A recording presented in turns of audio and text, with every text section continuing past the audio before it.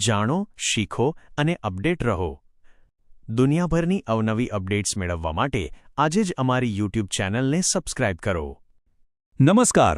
જે લોકો સરકારી નોકરીની રાહ જોઈ રહ્યા છે તેમના માટે એક બહુ મોટા સમાચાર છે. ભારતીય રેલવે ભરતી બોર્ડ એટલે કે આરઆરબી ગ્રુપ ડી પોસ્ટ્સ માટે એક જબરદસ્ત ભરતી લઈને આવ્યું છે. આ એક એવી તક છે જે ચૂકવા જેવી નથી. તો ચાલો આપણે સાથે મળીને આ ભરતીની બધી જ વિગતો જાણીએ. સૌથી પહેલાં તો વાત કરીએ જગ્યાઓની સંખ્યાની. અને આ આંકડો નાનો સૂનો નથી. આપણે વાત કરી રહ્યા છીએ લગભગ 22,000 જગ્યાઓની. હા, બરાબર સાંભળ્યું. આટલી બધી વેકેન્સીઝ છે એટલે સમજી લો કે રેલવેમાં જોડાવાની આ તક કેટલી મોટી અને કેટલી મહત્વની છે.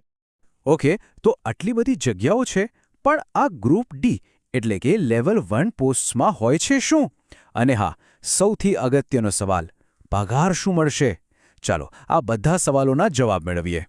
તો જુઓ, ગ્રુપ ડી એટલે રેલવેનો પાયો. આ એ લોકો છે જેમના વગર ટ્રેન ચાલી જ ન શકે.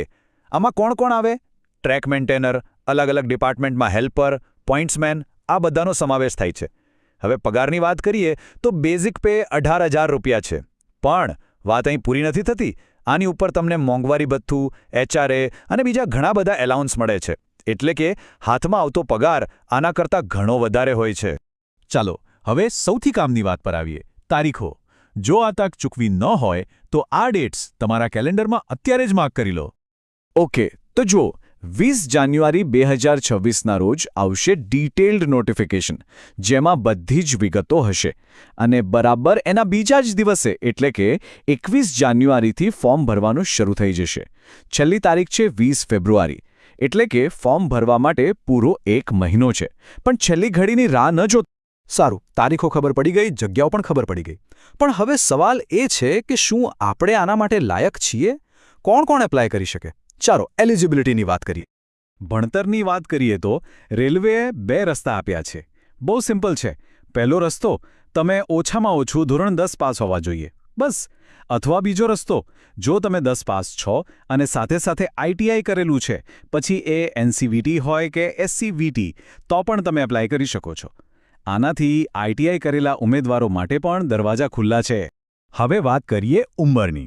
તમારી ઉંમર 1 જાન્યુઆરી 2026ના દિવસે 18 વર્ષથી ઓછી અને 33 વર્ષથી વધુ ન હોવી જોઈએ. પણ અહીંયા રિલેક્સેશન પણ છે. જો તમે ઓબીસી કેટેગરીમાં આવો છો તો તમને 3 વર્ષની છૂટ મળશે, અને જો એસસી/એસટી કેટેગરીમાં છો તો પૂરા 5 વર્ષની છૂટ મળશે. ઓકે, ફોર્મ ભરી દીધું એટલે કામ પૂરું નથી થતું. સિલેક્શન માટે એક આખી પ્રોસેસમાંથી પસાર થવું પડશે. આ એક 4 સ્ટેજની સફર જેવું છે. ચાલો જોઈએ કે આ સફરમાં કયા કયા પડાવ આવશે. સૌથી પહેલું સ્ટેપ છે સીબીટી એટલે કે કમ્પ્યુટર પર ઓનલાઈન ટેસ્ટ.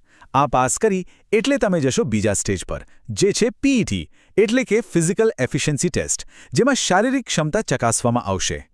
એ પણ ક્લિયર કરી લીધું? સરસ. હવે ત્રીજું સ્ટેપ છે ડોક્યુમેન્ટ વેરિફિકેશન એટલે કે તમારા બધા સર્ટિફિકેટ્સની ચકાસણી. અને છેલ્લે બધું બરાબર હોય તો ફાઇનલ સ્ટેજ છે મેડિકલ ટેસ્ટ. ટૂંકમાં કહીએ તો આ આખી પ્રોસેસનો હેતુ એક જ છે. રેલવે એવા ઉમેદવારોને શોધવા માંગે છે જેઓ માત્ર ભણવામાં જ હોશિયાર ન હોય, પણ શારીરિક રીતે પણ ફિટ હોય અને જેમના બધા ડોક્યુમેન્ટ્સ પણ સાચા હોય, જેથી કરીને સાચા અને લાયક લોકોને જ આ જવાબદારી મળે. ચાલો હવે થોડી પ્રેક્ટિકલ વાત કરી લઈએ. ફોર્મ ભરવાની ફી કેટલી છે અને કઈ કઈ પોસ્ટ માટે અરજી કરી શકાશે? ફીની વાત કરીએ તો અહીંયા એક બહુ જ સારી વાત છે. મોટાભાગની ફી રિફંડેબલ છે. જો તમે જનરલ કે ઓબીસી કેટેગરીમાં છો તો તમારે 500 રૂપિયા ભરવાના છે. પણ જેવી તમે સીબીટી પરીક્ષા આપશો એટલે 400 રૂપિયા પાછા તમારા ખાતામાં. અને જો તમે એસસી/એસટી, ભૂતપૂર્વ સૈનિક, મહિલા કે ઈબીસી કેટેગરીમાંથી છો તો તમારે ભરવાના 250 રૂપિયા. અને એ પણ પરીક્ષા આપ્યા પછી પૂરેપૂરા રિફંડ. આ તો બહુ જ સારી વાત છે નહીં? તો કઈ કઈ પોસ્ટ છે? આપણે જેની વાત કરી હતી એ જ, ટ્રેક મેન્ટેનર ગ્રેડ 4. પછી ઇલેક્ટ્રિકલ, મિકેનિકલ અને એસએનટી જેવા ટેકનિકલ ડિપાર્ટમેન્ટમાં હેલ્પર અને આસિસ્ટન્ટ અને પોઇન્ટ્સમેન. આ બધી જ બહુ મહત્વની પોસ્ટ છે. હવે એક ખૂબ જ અગત્યની વાત. અત્યારે આપણે જે પણ ચર્ચા કરી રહ્યા છીએ એ બધી માહિતી શોર્ટ નોટિસ પર આધારિત છે. ફાઇનલ ડિટેલ્સ જેમ કે કયા ઝોનમાં કેટલી જગ્યાઓ છે એ બધું 20 જાન્યુઆરી 2026ના રોજ જે ઓફિશિયલ નોટિફિકેશન આવશે એમાં જ કન્ફર્મ થશે. એટલે એ નોટિફિકેશન ખાસ જોવાનું ભૂલતા નહીં. તો બસ હવે બધી જ માહિતી આપણી પાસે છે. આટલી મોટી તક સામે છે, શું કરવાનું છે એ પણ ખબર છે. તો હવે એક જ સવાલ બચે છે, તૈયારી ક્યારથી શરૂ કરવાની? અને એનો જવાબ બહુ સિમ્પલ છે. આજથી, અત્યારથી નોટિફિકેશનની રાહ જોવાની જરૂર જ નથી.